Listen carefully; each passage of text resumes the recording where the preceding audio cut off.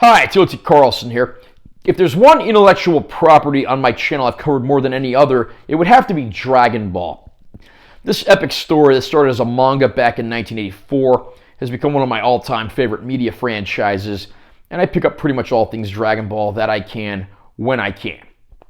Dragon Ball Z, the most famous of the Dragon Ball series, of course, was bogged down by a lot of filler segments that were put in to avoid the show getting ahead of the manga, which was still in production when the anime was being made. But what if we had a Dragon Ball series that essentially cut out the filler and was truer to the original manga? Around 2009, we actually got that in the form of something called Dragon Ball Z Kai. This is Season 1 of Dragon Ball Z Kai. Previously, the Kai series had been released in 8 individual sets, but now it's been reissued in 4 season sets. And there's also some additional series called The Final Chapters that covers the end of Dragon Ball Z, but we'll cover that another day. I'm going to unbox this release and share my opinions. Nice shot there of Goku getting ready to fire the Kamehameha wave. Spine text. Other side. This features episodes 1 through 26 of Dragon Ball Z Kai. Back of the slipcover. Basically the same thing under the slipcover. Inside the front cover, we have an episode guide. Here we have Disc 1, Disc 2, Disc 3, Disc 4. And you have a 1-star Dragon Ball art in the background there. The legendary Z Reborn. Goku, Earth's greatest champion, bravely defends humanity against an invading race of warriors known as the Saints. When the mighty hero falls, his young son Gohan rises up to face the very villains who murdered his father. The battle rages through space to planet Namek, where Gohan and his outmatched allies risk their lives to defeat the Saiyan warlord Vegeta and the monster known as Frieza. Okay, there's a lot wrong with that description, but I'm not going to get too into that here.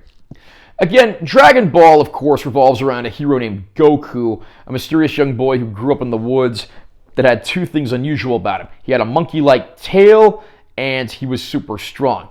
Dragon Ball Z, of course, is the continuation of that series where Goku becomes an adult and ends up facing more extraterrestrial threats and, of course, sees his origin and why he's the way he is. I don't want to get too into spoilers here for people who haven't seen the show, but right after the original Dragon Ball ends, the series certainly becomes more intense, and there's certainly, a higher body count, more epic, more violent fights, and the fights aren't even limited to Earth this time around, which, of course, certainly raises the stakes, and later sagas become even more over the top, and so forth.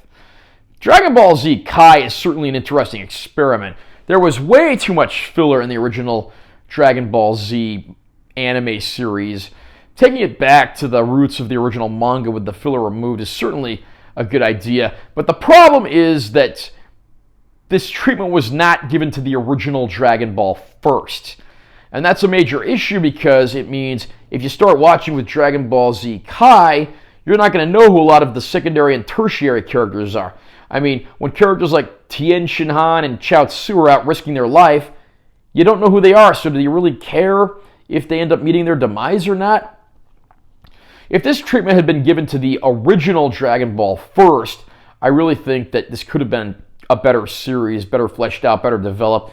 As is, Episode 1 just features a brief flashback to some stuff in Dragon Ball, the original series, which simply is not enough. Personally, I think there should have been an entire first episode devoted to recapping Dragon Ball if they weren't going to give Dragon Ball this treatment. But overall, I do think this actually improves the pacing of the show considerably. I mean, in the original series, the end of the fight with Vegeta goes to about episode 39 or so. But in this season set, which goes to episode 26, due to the removal of filler, I mean, we're already about a third of the way into the Frieza saga by the time the first season ends. So Dragon Ball Z Kai is a mixed bag, but I do think it's a nice effort and, again, removes a lot of the pacing issues that the original anime had, which is one of the biggest points of contention a lot of people had with the show in the first place. So it certainly is worth looking into, though it's not necessarily an outright replacement for the original anime. And at least the original anime is still around if people want to get that version. Dragon Ball Z Kai on Blu-ray doesn't look too bad. I mean, it does look a little bolder than earlier DVD releases, but it's not exactly this outright picture-perfect remaster either. It doesn't look nearly as good as those level sets that were canceled of the original Dragon Ball Z anime. but it certainly looks better than those cropped season sets we got so long ago. And these sets do depict Dragon Ball Z Kai in the proper 4:3 aspect ratio. There is no cropping, and that's certainly a good thing. So overall, the picture quality looks pretty decent. As far as bonus features go, we just get some textless openings and closings, nothing too crazy there, and a few trailers for some other Funimation shows. I managed to get this set for about like $23 or so during a Black Friday sale on Amazon.com.